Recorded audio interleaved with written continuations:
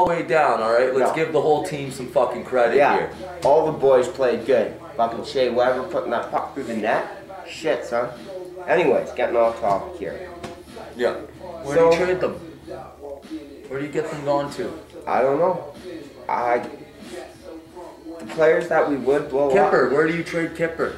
Honestly, I believe that we won't trade Kipper. Like, he's verbally said That he wants to he stay likes in Calgary. Yeah. Yeah, he wants to win a Stanley Cup, but he likes Calgary. And He again, wants to win a Stanley Cup here. yeah, and again, he's stellar career. Yeah.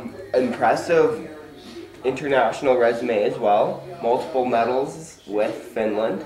Like, yeah, and I honestly think we won't. I think he will retire here. Yeah. I honestly do. Reg, I think he might retire here rather than trade. I say if we're gonna move somebody, if it's not gonna be Bouwmeester and his $7 million contract, then I think Reg, being the solid D that he is, this guy has been a heart and soul of our team for a long time. Along with Iginla.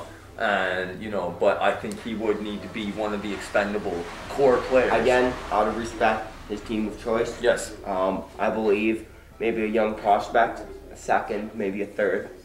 Yeah. I think a first would be asking a little too much. Yeah, he's Well, solid. we need prospects because that moves to the farm, right? And I mean, you look at the prospects that we have, right? And like Ryan House, Ryan House. I'd have to say he's our top prospect. That kid must get a chance this year. Right. That Ramage kid, he's captain the World Juniors, got a gold there. Obviously, if you're captaining that junior team, you got something, right? You know how to control a game. You know how to control the tempo of your team, and that's a good thing. I think we gotta give this kid a chance. Yeah. Like really those Brody two for the D. D. Like which one of those would you really give a shot in the end for next year? I'd probably say Ryan Howes overall. Out of all of them, yeah. Out of the defense though, because I say we really do need to move one of those defensemen in the off season, and we're gonna need a defenseman to replace him out of our farm, right? And I mean, our top two prospects on the defense are TJ Brody and Seabrook. Yeah, but if we look now, we have that Mickelson kid, Carson now. Yeah. And Staios. Staios is gone though. Staios is gone. He won't resign. No, I'm not even gonna say no disrespect to Steve Staios because again it comes down to that where did you come from thing. Where's your heart? Where's your heart and soul? First ever and trade. we know that your heart and soul is in Edmonton. You did us some service, but still we know your heart and soul is with the Oilers. No disrespect. You have love for your team. Yeah. Whatever, but just what, man? You're an Oiler in our eyes. Time to find a new job or just hang up the skates. Yeah, you gotta know when to hang them up. Yeah. Look at Rhett Warner. Oh. He's still pissed about it, but he'd had to fucking hang him up because ain't nobody want him.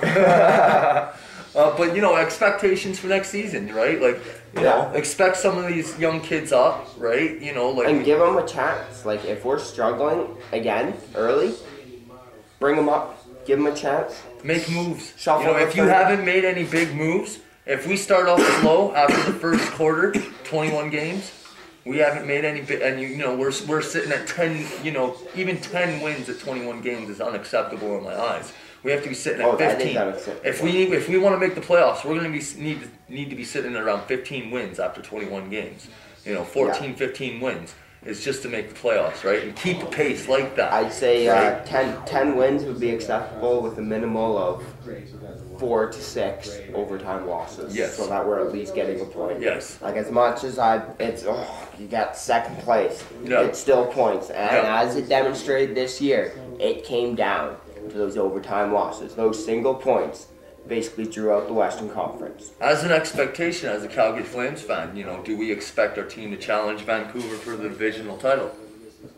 As a fan, given Vancouver's stats over this season, respect to Vancouver. I fucking hate the Canucks. I am from BC. I have no love for the Canucks. But you know what? Respect to your team. You did your thing. You won the President's Trophy. So all respects to the Vancouver Canucks for what they did this season. Yeah. In the regular season, we'll see what happens in the playoffs, and we'll report about that during the Vancouver Canucks wrap up. Yeah. I say as a fan, hell yeah, we gotta go for that division title. But I mean, realistically, I say we gotta be pushing. Do you think we're gonna be a bubble team again next year? I don't know. It's hard to tell. You know, a bubble team sitting around 10th, in between 10th and 7th, right? That's a bubble team. I think it might start out like that. But I think like they learned a lot this year. Yeah. We need to keep Jackman. We need to keep those guys. We need to get players in front of those goalies. We don't screen enough. And look, when we did, good things happened. Yeah, Moss. He did a good job there. Moss did a good job there. Yeah, we just need to do that, and we just gotta tailor a bit. Give this Ryan House kid a chance. Make some trades. Give House a chance in the NHL next year, coming right out of the dub. Or do you throw him in the A for a year? No. Start him straight off. Yep. If he can't hack it, well then, no disrespect, kid. Go to the A. But give him a good 20, 25 game shot. Don't give him 3-4 games and go, oh shit, okay, back down, poof, and fucking squash him. Don't do that. Give him a chance. Look at Steven Stamkos. Yeah. And like, no disrespect, but you sucked for the first half of your NHL's career. Yeah. Like, but then you figured it out. You went to the training program, and look at you now, man. Like, fucking top of the world, scoring hard. Yeah. So, yeah, give him a chance. Allow him to get his feet wet. Don't hype him up as Crosby or Ovechkin. Yeah. Let him do his thing, and let our veterans work with him. We got guys with good, smart hockey sense, and I believe like Langhouse, if he can stay healthy and work on it, will be an asset to this team when we bring some of these younger players through. Yeah. Yeah, for sure. Well, there you have it. That's the banter, you know, and all in all, the Calgary Flames 2010-2011 season, an absolute failure. You know, an absolute failure. You guys failed us, but, you know, yeah, you gave your heart and soul into it for the last 45 games or whatever the hell you want to give it. You didn't roll over.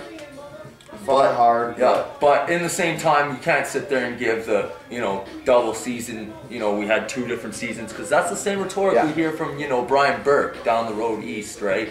And, you know, I'm sorry, but you guys can't be reading from the same book. You know, you guys need to talk before you start reading the same book here and giving answers. Okay, let's take it easy on this one. But, anyhow, I hope you enjoyed the first session of the banter. Stay tuned for the second. We will be reporting on the Ottawa Senators and their season, because God knows the Sens fans are way more miserable than we are. Yeah. And hey, let's look forward to see if we can actually talk about Winnipeg too, right? Miserable seasons bring exciting off seasons, so watch out for Ottawa to make a splash. That's right. All right, but thanks for joining us, and we'll see you on episode 2 of the banter. Out goes Timmy. Oh no, we weren't recording the whole time? Really? No, I'm just kidding.